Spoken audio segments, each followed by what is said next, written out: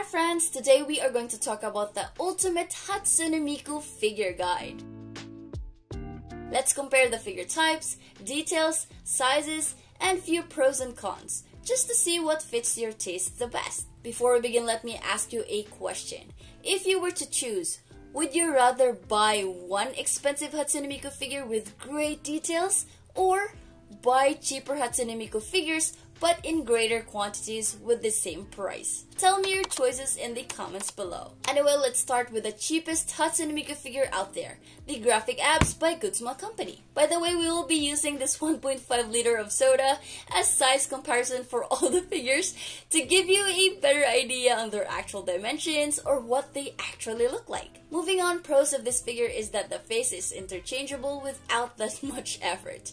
You just have to pull off the head, reconnect the hair and the body, and that's it. With the price of $3 to $6 per piece, this is already a good startup Hatsune Miku figure. The only disadvantage is that in some places it's hard to find since this is usually a figure that's for lotteries. Next is the Hatsune Miku Nendoroid Pettite, another small figure by Goodma Company. Pros! It has slight articulation on twin tails and the head since it's under the Nendoroid category. Much like Graphig Abs, it's also cheap with a starting price of $10. Although unfortunately same con as Graphig Abs since it was released in the early years, it's not that easy to find, but once you find it though, at least it won't cost you that much, especially if it's pre-owned. Next is my favorite kind of articulated figure, the regular size Nendoroid. If you really love taking photos or videos of your Hatsune Miku figure, then this is the one. This is the best choice out there. It's more articulated compared to the Hatsune Miku Nendoroid Petite version and has a lot of options. You can change the face for different facial expressions, and you could also change selected body parts. It's one of the ideal Hatsune Miku figures out there since you got tons of possible different poses, you can actually play with it, and it's a space saver. The only con is that it's expensive, especially the Snow Miku themed Nendoroids. Next is another articulated figure produced by Max Factory, the Figma figure type. This one is highly articulated, even more than the Nendoroids. But just like the Nendoroid figure type, it has tons of choices for poses since it has swappable faceplates, hands, and accessories. This figure type price range from $35 to $100 or more depending on the accessories and the character popularity. The only con is that the figure type honestly looks awkward because of the obvious ball joints. If you don't mind that, however, then everything is fine. So here are the small figures in comparison. The Figma is the tallest so far with almost 6 inches in height. Keep that in mind when buying these kind of figures if ever you want to collect them, while thinking of saving space as well. Next are her prize figures by BANPRESTO. Now BANPRESTO has a lot of Hatsune Miku figures, and definitely one of the pros is that they're unbelievably cheap and durable. The usual size is around 8 inches, however since there are different lines under BANPRESTO such as the EXQ, S-Presto, etc. Sometimes some Hatsune Miku figures tend to be a bit bigger than the others. Next is the Sakura Miku line by TAITO. Definitely one of their popular Hatsune Miku figure line releases as it leans more to the pink shades. It's popular to the female collectors not only due to the color, but also because of how tender or soft the face usually looks like. Usually. Just like BANPRESTO, these Hatsune Miku figures are also on the cheaper side.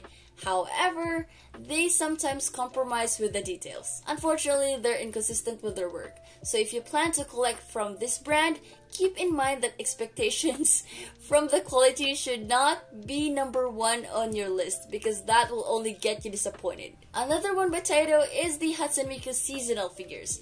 One of my favorites. I believe they are much better than the Sakura Miku theme in terms of details. They hide up to 8 inches, but they usually take up space due to their wide disc-like bases. Here comes the big figure, starting with the BiCute bunny figure theme by FURYU. As you can see, it's almost as tall as the 1.5 liter soda, and it looks fuller compared to the TAITO figures I showed you earlier. I love how cheap this is, but the height goes up to 11 inches with the bunny ears. Both figure weight and length are good in my opinion. Next are figures done by SEGA. By far, these Hatsune Miku figures look closest to the Project Diva modules. I mean, the games were made by SEGA, so duh. In my opinion though, they somehow lack in extra in details. They are the best Hatsune Miku figures out there if we grade figures with accuracy from the game, height, weight, durability, and price. They height up to 10 inches, and the price is also collector friendly, so if you want to collect Miku figures and build quantity, this is one of the best options to start with. Back to smaller figures, presenting Hatsune Miku figures by Goodsma Company from their Pop-Up Parade line. This was made by Goodsma Company to supposedly counter the cheaper brands. However, it's not that cheap. Not to this Goodsma, but the figures are below their standards, or at least from what consumers expect from their output, and they only height up to almost 8 inches. Ironically, the redeeming factor for this figure is the height as well. If you're a collector with a small space to spare, then this is a good option, I guess. Now the juicy scaled figures, starting with this Heart Hunter Hatsune Miku figure by Max Factory. Pros! Right away, amazing figure details could be noticed. It is far better than the price figure shown earlier. Pose, size, overall details, paint, you name it. Cons, however, are the following. Number 1 is that they tend to be very expensive. To be honest, the prices of the figures nowadays are really shocking compared to the previous years. But Hatsune Miku scaled figures most of the times are just sheesh. Number 2 is the durability. Drop them one time and say bye-bye. Lastly, collecting scaled figures take up space.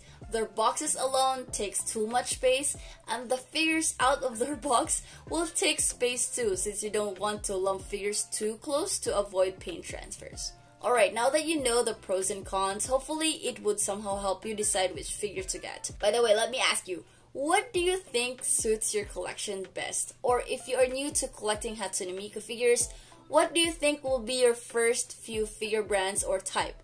Will it be price figures by TAITO, SEGA, or will it be Nendoroids or straight up scaled figures? Tell me your thoughts in the comments below. Alright, if you like this kind of content, don't forget to subscribe, and if you want to extend an extra tip, I have super thanks now. So you can just click that and it will help me pump up more content for you guys. As always, thank you so much for spending your time with me. I really appreciate your support, and don't forget to always choose kindness. See you in my next video. Bye!